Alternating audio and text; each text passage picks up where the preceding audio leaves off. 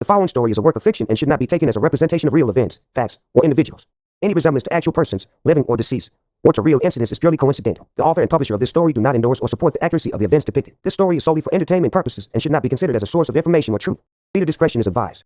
When they're like, why are you going across the country for? Oh, my mom freaked the hell out. I mean, she just wanted me to stay in the general vicinity, as most mothers do. And my dad was like, all right, get your stuff, get out.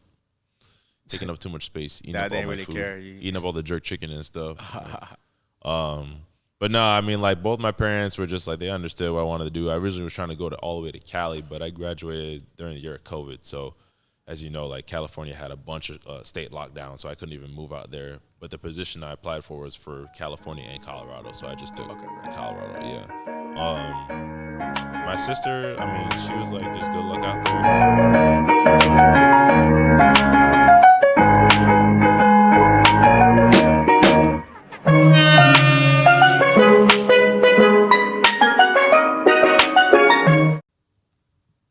All right, guys, welcome to the new episode of The Exit. I am your host, Gideon Ofuit.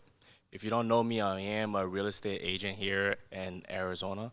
So if you ever thought about moving, switching to a new home, or you just tired of renting, I'm going to drop my contact information. You can just reach out to me. But a little bit about that after, but we have a new guest, our first guest ever. His name is Drew. Drew, welcome, bro. How you doing? What's going on, Gideon? What's going on? What's going on, everybody? Yeah, Drew McPherson, daytime engineer, nighttime Batman / car racer, car enthusiast, video game stream. I mean, damn, everything. List goes on. I mean, I don't want to bore people, but I do a lot of different things. So Batman. Yeah. At nighttime, yeah. At nighttime, how so? Tell me a little bit more. Well, I mean, like, there's a common thing, honestly, where a lot of guys, I feel like most of the time, they give themselves a different type of personality depending on the circumstance or depending on, like, you know, the time of the day. Batman is more just like a, you know, hustle hard without talking too much and just show up places. So, like, when I go on vacation, I'm just there. I don't like say, oh, I'm in an airplane. I'm going to. Like, nobody cares. Oh, okay, so your Batman is basically what you are during the night. Yeah. Okay. But, I mean, then again, you also got, you know, Batman's daytime, you know, personality as well. So, you know, I mean. That's what's up. What's up. Well. Bruce Wayne. Yeah. Well, guys, I basically made this podcast basically because I used to have another podcast called Hustle and Shots, but we moved on from that. This is The Exit. So The Exit, we're mostly going to be talking about businesses. I'm going to bring a lot of people on the podcast. We're going to talk about business, health, wellness, anything. Basically, the word the exit means we're just basically exiting from our norm. So, like, basically out of the matrix. And basically whatever you call your norm, this is what the exit is going to be about. So I'm going to bring more guests, more people. It's going to get bigger. But this is the first episode, and this is the best episode so far. But yeah, that's why I brought Drew. Drew is one of close friends of mine. I met Drew a little bit. What is it like? We'll say like a year ago. Yeah, I gotta be about a year ago now. Yeah. Yeah, we met through that Scottsdale Run Club. Yeah. Which I really appreciated because most of the friends that I have now I met through the Run Club. So yeah. Yeah, that is also like kind of on the first time I moved out here. Was from the Scottsdale Run Club. So shout out to Jack and them, you know, putting that stuff together. I met some cool homies. I met Gideon, one of several homies I met through that, and it's also just something I enjoy. So yeah, it was just easier to meet people. It's a little bit harder to meet people when you're a professional. So these types of groups help out with that for sure. Okay, very nice, very nice. So tell us a little bit more.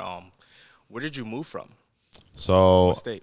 I'm just gonna give the whole background. So I'm originally from New York City, from the East Coast. What part? Shout out Brooklyn Heights. You already know. Shout out to It's Brooklyn. Right here. Come on, you already know the deal. Damn, tatted too. Yeah. I stayed there basically my whole life, and then I went to school at Rochester Institute of Technology, upstate New York, Rochester.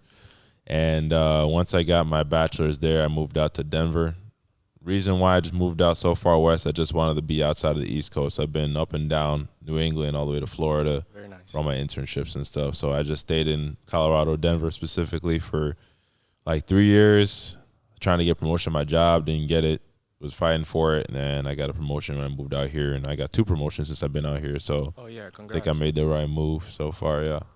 What industry did you start at when you were in Denver? So I've always been part of the aerospace and defense industry. I'm an engineer, bachelor's in electrical engineering, but now I'm a system engineer. So basically I handle customer requirement engagement and stakeholder engagement. That's just the background I was in. I kind of made a transition from electrical to systems to more deal with like sales perspective. I'm trying to get into sales like in the long term. So just kind of like taking steps in my career towards that. Oh, okay, baby steps. Yeah. What type of sales were you interested in? Sales engineering. So pretty much just knowing a topic or a brand and being able to just sell that to a company, show that it works for their cause and their purpose, and then say like, you should probably use this for your thing because it's probably the best thing you can use. So Okay. Yeah. More on the software side, I'm guessing. yeah, so model-based system engineering specifically is more of a software component. It essentially just manages a list of customer requirements and gives feasible outputs to like the actual staff that would go and develop and engineer those items. So Very nice, very nice. Let's Yeah. let's go in deep into that. Yeah. How does that work out? Like with the software and stuff. yeah, so pretty much like at least in the history of aerospace and defense, a lot of the documentation is all like paper, very physical. So it's hard to keep track of when there's ever updates, new contracts, new government, new things that pop off, like, if we have enemy threats from wherever in the world. And to keep track of that all on paper is kind of a shit show. Crucial. Yeah. So just having everything on kind of like a cybersecurity secured online portal, so to speak, Internet of Things, we'll call it, just helps it for easier tracking and also for a lot of the legacy programs. A legacy program, by the way, is just basically a program that's been existing since like the 1960s or whatever. Oh, okay. Just helps to keep those programs up to date, and then also is modernizing a lot of the contracts that come in. So Very nice. So you're more into like the government contracts. yeah, I am trying to go commercial, but defense kind of plays well, so I'm gonna get that money in there. Yeah, that's honestly, I used to be in government contracts. Okay. I was in government contracts for, we'll say 6 years, and not there anymore. So I'm doing sales, yeah, real estate agent. But yeah, I used to what we used to do is we do procurement with the government. We get contracts in. I was more on the defense side of the contract, so we handled anything defense. So like navy yards, shipyards. I mean, tanks, any softwares that will go into like we'll say aircrafts and stuff. So yeah, our company was dealing with was the defense side of the company. But yeah. Oh, so you engaged a lot with engineers and technical folks then, right? Or- Yeah. Okay. I was more of like the contract negotiator also. That's what I was trying to get. Yeah, so it's kind of funny you mentioned that. Like that's where I'm trying to get into because they actually make all the money and they actually are able to talk to the customer to kind of sell the product, I guess, in a sense. Yeah, I feel like Yeah. I feel like it's a very nice business if you have your foot in the door and you know a lot of people. Some Yeah. companies are different, so I can't really speak for all companies. But if you like enter with the right company, like it's a great gig, Yeah. great money and everything. But yeah, that space is like, I mean, it's always needed. Yeah, it It's is. always needed. Yeah. But yeah, what do you do now? So now I work for another defense company, but now I'm like nice. a principal level for that position. So pretty much I'm like 2 tiers down from like being the most senior possible for my team. Now I'm doing a lot of development. So I'm basically developing requirements that I'll hand down to an actual like hands-on test engineering team on the engineering bay, and they'll actually go and take that documentation, buy the necessary parts, and then build that component that we're trying to sell to the customer. So I'm seeing everything from like literally from start to finish, which is a little bit different because you don't really see that in defense much. Usually everything's already built up. You just got to keep it going. So this is something that I'm seeing from like literally start to finish. Okay, very nice. Yeah. Very nice. All right, let's circle back to your background. You said you were from New York. You made a really big move and you went to Colorado.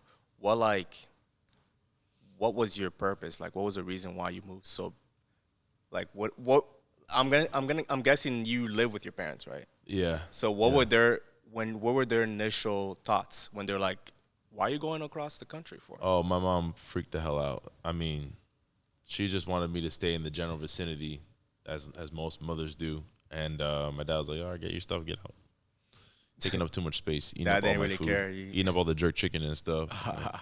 But no, I mean, like both my parents were just like they understood what I wanted to do. I originally was trying to go all the way to Cali, but I graduated during the year of COVID. So, as you know, like California had a bunch of state lockdowns, so I couldn't even move out there. But the position I applied for was for California and Colorado, so I just took Colorado. Yeah.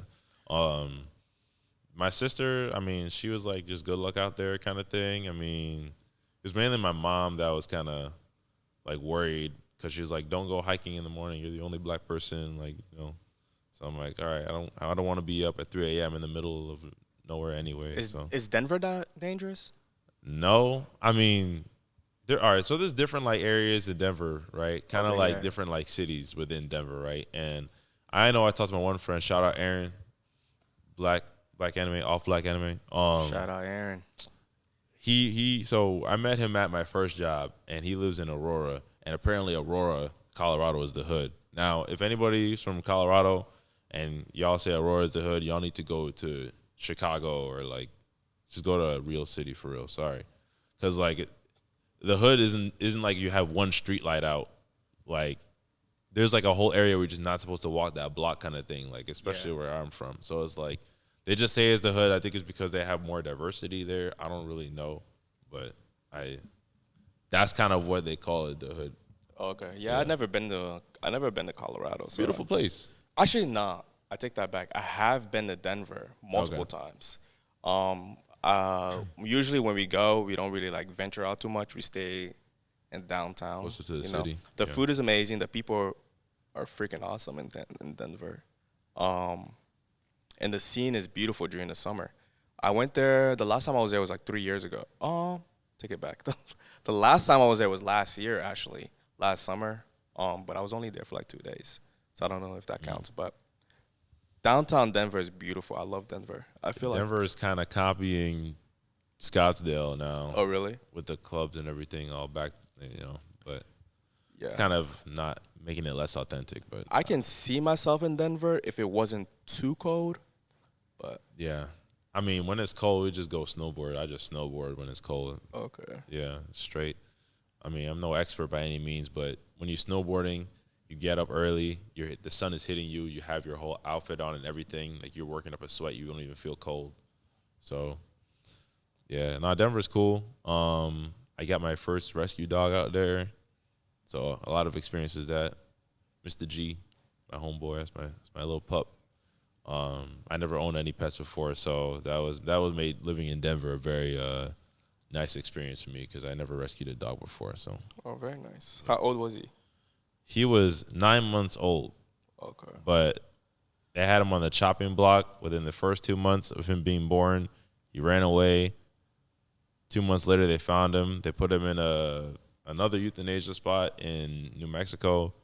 They transferred him to Texas and then transferred him to like Fort Collins, Colorado. So he did all that in 9 months. So yeah, when I heard all that, I'm like, yeah, I'll just take him because I'll straighten him, get him on the straight and narrow. So Very nice. Very nice. yeah. But yeah, from there, so like you were in, let me guess, were you in Denver for, how long were you in Denver for? About 2.5 years, let's say 2 years. 2020 to 2022. Okay. I very think nice. I moved here, 23? Yeah. So I actually, the summer of 23. Till the summer of 23. So 2020, 2023. Okay, nice. So let's say you move from Denver, which is cold, very cold in the winter, beautiful in the summer. You come to Arizona. What part of Arizona? Scottsdale, yeah. Come to Scottsdale, Arizona. What was like the difference between, I mean, when did you get here? Did you get in here in the summer or no? I came here during that one like Winter? extended summer when it was like October and it was like 115 or So something. you get here and you're like, God damn, it's hot. Yeah. Well, to be fair, the job that I got here, I had a chance to come and fly out and check out the area before I decided to move out here. So Okay. when I did that, that was during that time, and I was like, this is like the dry heat, so it didn't really phase me that much. So it was kind of like Being from New York, huh? I mean, I don't know. Like people say that it's like 105. Yeah, it's hot. Yeah, sure. But It's like humid in New York. it's not humid though. Y'all have to understand when it's humid, that's diabolical work. Like we're talking Diabolical. like Texas, July. Go to any of these places, Texas, Florida, middle of July, late August, and it's like 95 degrees. That is ass. That is not okay. Like here, 105, 100, 110. Yeah, it sucks. But like once you get in the shade, it's not that bad. So Yeah, we have beautiful weather today, huh? yeah, today it was crazy. Today it was like 87 degrees, and I'm like, what the heck? It's like middle of July, but I'm not gonna complain about that, you know. So yeah, you make your big move. You move to Scottsdale. What did you think? What were your thoughts? My thoughts of Scottsdale, or my thoughts of like the entirety of Phoenix, I guess. I guess we can. Because Start, I was we can split start. those two. We can start at Phoenix. Okay. Let's just start at Arizona and Phoenix. Okay. Honestly, it's very similar to Austin, Texas. I've been to Austin to visit a friend of mine, and Phoenix just gives off that vibe of like it's up and coming. Like they just had a contract to award a semiconductor company to build up more at their off branch of Honeywell, I believe. Correct me if I'm wrong, but basically that more jobs are coming on the way here for tech. And so it's just basically a hub. I mean, Denver's kind of growing the same way as Phoenix is. It's just Denver's growing at a little faster pace for like aerospace, but like Phoenix in general is growing in that area. So I feel like for the area for opportunity for tech is there for sure. So if you're in STEM, like definitely move out here before it's too late and you can't get opportunities. Actually, don't move out here. It's terrible. Arizona is I actually don't move out here. That's my bad. The rent is too high. The females are not good looking. Everything is expensive. Food is expensive. Groceries are expensive. Yeah, don't move here. But if you do want to move here, hit me up. Want to bask in the sun. If you do want to move here, you want to learn more about Arizona, you want to learn more about Scottsdale, Phoenix, any part of the valley, just hit me up. I'll be happy to show you around. I'll be your tour guide, personal tour guide. But yeah, so your thoughts of Phoenix? Was it good? Was it bad? I thought it was straight. I mean, okay. I like the area. It's hard being from New York City to compare other cities because for me, a good city is like a walkable place. Like you could walk from point A to point B and find holes in the wall on the way. Okay, like you can't really do that in Phoenix. Like Roosevelt Road is probably the only spot where you can like do that. There's bars and stuff right next to the restaurants and everything, coffee shops, but like you can't really walk anywhere. And the tram system? Yeah, that's not really the best idea way to walk around. The transit, yeah. So, but. I mean, the thing I can testify on Arizona, there's always something to do. Like, if I'm bored, I can always find something to do in the city. Besides, if it's downtown Phoenix, if it's Scottsdale, if it's Tempe, maybe, I don't know. But I feel like I can always find something to do out here. I don't know about you, but what do you think?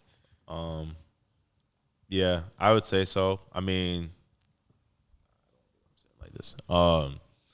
First Fridays that happen down here are nice. It's basically just like an open bazaar, open store, antique stores, food, stuff like that, where you can walk around. Food trucks and all that. That happen in downtown Phoenix. Great, like dating idea. If you want to take someone out, like that's a perfect dating idea. Just do that. It's very, very nice. And then there's a lot of like little like low key like coffee shops and stuff too. Like the coffee shops and everything. Yeah. Like that is, you can't really, there are nice spots out here and they're all authentic too. So. Okay, very nice. Yeah. What's your go-to, we'll say, like, food spot in Scottsdale, Arizona? Like, oh man, what are you into? Shout out my boys, the Bellas. Damn. The Bellas, they got the nice Italian subs. It reminds me of back home. Lassen and Hennings getting my nice, rotisserie chicken cutlet sandwich. Cutlets. They're big on the protein and all that. That's just a go-to spot for my lunch. If I'm in the area, I'm just gonna go there and just get a sandwich because I don't really do all the fancy. What is it called? Etta and what was I don't know. Like there's just like fancy stuff. Like I just want to eat. Like I don't really, But that's another thing you were talking about. Different city, like my first thoughts of like Phoenix, right? So first thoughts of like Scottsdale now, since we're on the east side of the valley. It's cool. Don't get me wrong, but it is very like high school esque, right? So, like, how so? So like you could get into a group or be like in a small circle of people, and it could be cliquey in a sense if you are not yourself. So if you're just someone who kind of follows people and you don't really like have your own authentic self, then you're gonna get lost in Scottsdale and then trying to match everybody's vibe. But if you stand on business and you see some BS, you're just like, that's not really my style. I'm gonna back away from that kind of thing because it's very easy to get caught up in that, especially the image. Scottsdale is all about the image, and half of these people don't really. Let's say it's my first weekend here, right? Okay. I land. I'm from the East Coast. I've never been to Arizona. I land right in down, Phoenix, Sky Harbor. And I'm like, hey, Drew, what are things to do at night in Scottsdale, Arizona? What's your go-to thing? Oh, man, to go out in Scott. It Like, depends on what type of what do night you you're hang looking out? for. Are you looking for a rager, or are you just looking to just I would like, say vibe more out? of like a chill vibe, like maybe grab 2 cocktails or a cocktail somewhere. Yeah. Yeah, so there's I don't remember the name of it, but there's a rooftop bar that's like South Scottsdale going towards like Tempe. Okay. It's a nice chill spot. You just get like 1 or 2 cocktails. You see the sunset. It's like super super chill. It's in Tempe? Yeah, it's in Tempe. But Scottsdale, there is a rooftop spot in Old Town. I just can't remember the name of it. It's like part of a hotel. And you just kind of like, it's right by like, if you look up like 4 Coffee, it's like just south of that. And you can just take the elevator all the way up to like the 5th floor and you see like a nice view of everything. Yeah, if you guys don't know, Old Town is basically like the downtown of Scottsdale. It's like where everything happens. So Yeah. But that's where I recommend. I mean, I just have a whole list. Matter of fact, I have a whole list. I mean, I could pull that up later or whatever. But like, that's where I recommend. Okay, now so if you're trying that's to be for the- rager, that's for the chill vibe, like, yeah, right? the rager stuff What is just. what all if the I way. want to like get lit? I want to rage out. I want to like go out with the boys. Just go to the entertainment district. All the bars are right next to each other. Yeah. Okay, yeah. What do you recommend? I honestly would recommend Maya, the new Maya spot, and I think that Hefe is still a go-to spot. Okay, I've heard of Maya. It's a little bit of like you got to dress up It's like a little Vegas bit. kind of, Yeah, Vegas vibe. Ibiza kind of thing. Vegas, Biza, Yeah. house music vibes. Yeah, like Yeah. Afro. Yeah, that's a nice spot. I mean, that's a controlled spot. You go to Hefe, it's more just like ratchetness. Okay. Yeah. What if like let's say I'm like, all right, I'm trying to have like a 2-man. So it's you and I, right? We're Saturday night. We're trying to do something like we're trying to have a 2-man. What would you like? Where will you start the night off? Go to Shiv. Shiv. Go to Shiv. Do not go to Hefe. Do not go to Cake. Do not go to 1111 talking about something. What's going on, shorty? Do not. Just go to Shiv. Shiv. If that doesn't work out, just stand in the street. Stand in the street and spit the game. Because I'm just saying this, not even from experience. I've watched videos and stuff like that, and I've just seen people try to talk to other chicks or males or whatever you're into, and at clubs and stuff like that, and they can't even hear you. So what's the point? Like I'm not gonna try to talk to a shorty, and I'm in the club and I can't even hear her. I'm just gonna nod my head yes because I just want the digits. I'm gonna be honest with you.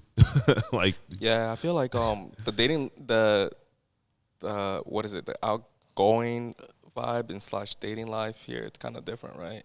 Because like how can you go to a club that you barely can hear and try to pick up a girl's number? for the stimulus, I guess.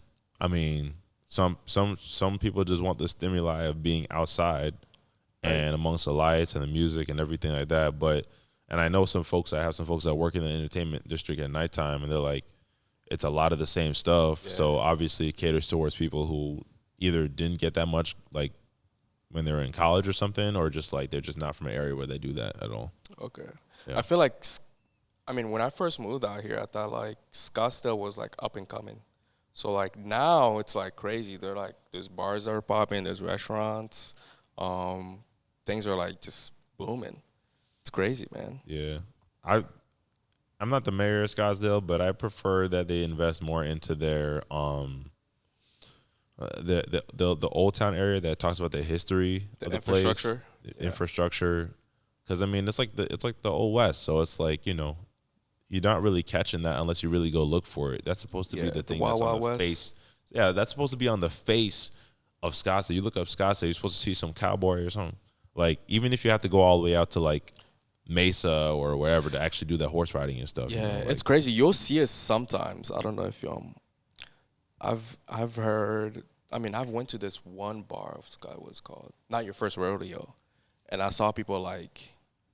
I saw two people actually with horses. Yeah, Which yeah. is, But it's like that's like a I thought it's supposed to be a common thing, huh? yeah. But But it's not. that's more like. So the best way to describe it is if you're from New York City. Anybody watching this, like, it's the same thing as pretty much like you going and you seeing the carriages in Central Park, and they're like, oh, this is a regular thing, and then you get on there and they're charging you like $3 a minute to ride like one block. Okay. Like that's kind of vibe. That's the kind of vibe. Yeah. Okay, yeah, very nice. So yeah, Scottsdale, man. So let's say I'm like, all right, tonight is the night. I'm not trying to go to Scottsdale. What other cities would you like recommend? Cities in general, like in the States or like In Arizona. I mentioned Tempe earlier. It's like just Okay. south of Scottsdale. I know it's a college town. I know that ASU is right there, but there are some spots where you can have a nice chill. Like I said, that one bar that I forgot the name of. There's some nice like chill areas, and then I really guess like Arcadia too. Arcadia is like west of Scottsdale, Okay, I actually and that's never like been. you never been. It's nice because I mean you're At basically just nighttime? getting like I mean it's just a bunch of breweries and stuff like that. It's chill. It's very very chill, and you don't have to like fight to get like parking or to get Okay. in or whatever. So it's Yeah. easy access. Yeah. Okay. Yeah. Mhm. Great food. I would say great food. Yeah. Osho Brewery. Shout out to them folks. They got Okay. bomb pizza. I actually approve. You have my New York City stamp approval. But yeah, I wish one thing I wish that they had over here. I'm a big jazz fan, jazz and blues fan. So like I wish there was like a cocktail bar that was I think Trophy Room does that. trophy room. I feel Okay. like that's downtown got- Phoenix. I gotta check them out. Yeah. But It's like- a little high end, but Yeah, I wish there was like a little jazzy cocktail restaurant or bar where I can just go like sit down, maybe smoke a cigar, drink some whiskey, and listen to some jazz music. there's definitely they're probably all downtown Phoenix. They're probably Yeah, never gonna be in Scottsdale. I gotta check them out. They're never gonna be in Scottsdale. Sorry. I mean, I say that like with not to be too. 'Cause it's just Scottsdale is really just focused on